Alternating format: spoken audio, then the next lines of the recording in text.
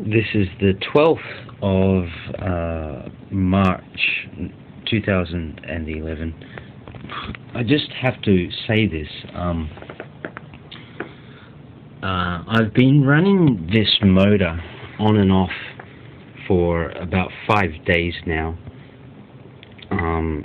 Like when I go to bed or when I get home at night, I turn the thing on and tune it up and let it run. Go to bed, let it run. When I get up in the morning, turn it off. And the motor started at 11.96 and it is down to 11.91 right now as it's running, and often every day it seems to sit at this voltage while this thing runs. And I've been running this thing for 5 days and it's still sitting happily around 11.91. I'll run it again tonight, let it run all night, and then when I get up in the morning, turn it off, let the battery rest. I've been told, resting your battery is a good thing.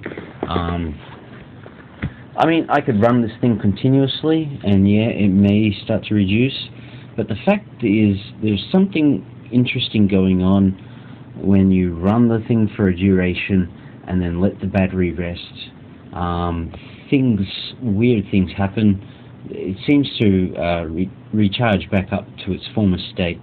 I've turned this thing off now, from my experiment over the 5 days, a few times, and I've let it rest, like while I've gone to work and done stuff like that, and I come home and the battery voltage is back up to 11.96.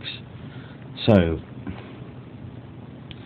I run the thing again and it goes down to around 11.91 or 11.90, or even as this morning it looked a little dull at 11.88.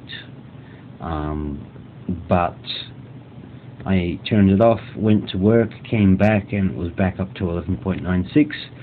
I've been running this for about an hour now, and it's 11.91 again, and that's it. I'll just let it run again for the night and find out. Turn it off in the morning, let it have a good rest for 8 hours or so, see what happens to the battery, turn it on again and let it run. And that's really, this thing is doing in the 400 RPM range. I've checked it out. It's doing a nice speed. It really purrs. It's really sweet, and this is only a 300 wind coil. This is my first attempt at doing a split coil, and it's just a temporary setup because I wanted to see whether or not it worked. And it's so smooth. This temporary setup has been really reliable, and the shaft is a beautiful straight. Slightest hum on that shaft. It's really nice. The rotor is okay. If you can look at the top there, and then I can show you right at the top, right along there, you'll notice a little bit of a jump. That's about 1 millimeter, which is I don't know. I don't know if it's adding to this effect or hampering it, but I really would like to test a truer, I don't know whether you should say more true or truer, rotor. This thing is slightly lopsided. I think when they molded this acrylic plastic, it was not balanced. When they poured the mold, it was not level, and when it dried, it became slightly lopsided on one side. It's ever so slightly lopsided on one side. The other side's pretty smooth. I think it's this. I think it's this side here. I can't tell right now because I've got tape and stuff wrapped around it. But nevertheless, it's not bad. It's pretty good. Still sitting at 11.91, and it has been for the last 5 days. I've been running this thing. The amp draw is definitely in the micro amps, I think. This thing has been sitting at 0. This is a 1 amp meter, and the range is in milliamps. And this thing, it's really hard to get the angle of this thing, but you look at it straight, and it's sitting on 0. It's sitting straight on 0. I'll try and get a shot, but my camera is not too good. It looks, there you go. It's sitting right on 0. It doesn't hum, it just sits there.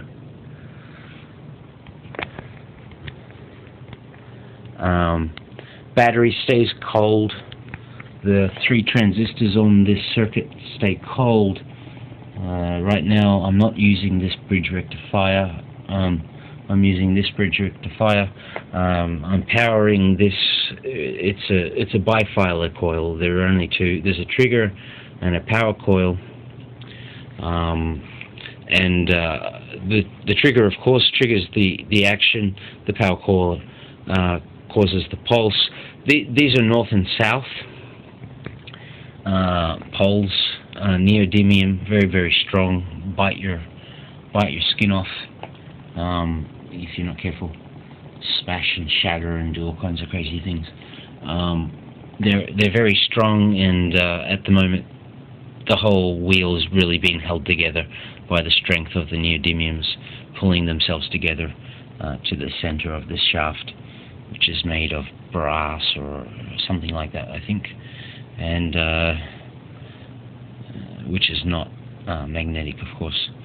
I'm trying to reduce that as much as possible. The bearings are ceramic. They haven't been cleaned yet, but I have a plan to clean them out as well to try and smooth up the rotation even more. Maybe even add a tiny bit of graphite powder. I don't know. But this thing is so smooth, and it just makes little sweet trickle noises. I don't know if you can hear that. That's lovely.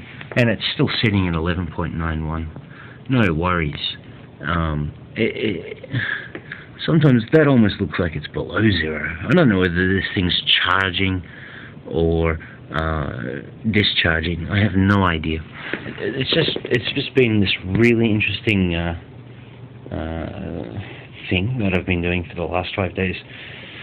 It's just hooked up to this 12-volt battery. Sorry, I haven't really been very objective in my. I haven't been very ordered in the way I show this. But I'm just trying to get this out of my head. There's a lot swimming around in there, and I've got a lot of ideas. But right now, this is just a 12-volt battery, 4.5 amp hour, and it's been sitting around the house for a long time. I did use it on the old Bedini window. The old Bedini SSG. Please excuse my tiredness. I've been working, and then coming home and working, and then going back and working. But it's all good. I'm really enjoying this fun. That's just going really well. I don't know what's going on here, but it's been sitting at 11.91 again for the last hour. And if I don't stop talking, it will be another hour and a half soon. Just wanted to share it. I'm having some really interesting things going on. And I can also light up light bulbs off this thing. It draws a tiny bit more, but it doesn't draw as much as it normally would if you drew energy from a battery trying to light the bulbs. It's really interesting, this thing. I don't know what it's doing right now. Anyway, I'm going to sign out, and maybe if something interesting happens, jump back on and record it for old time's sake.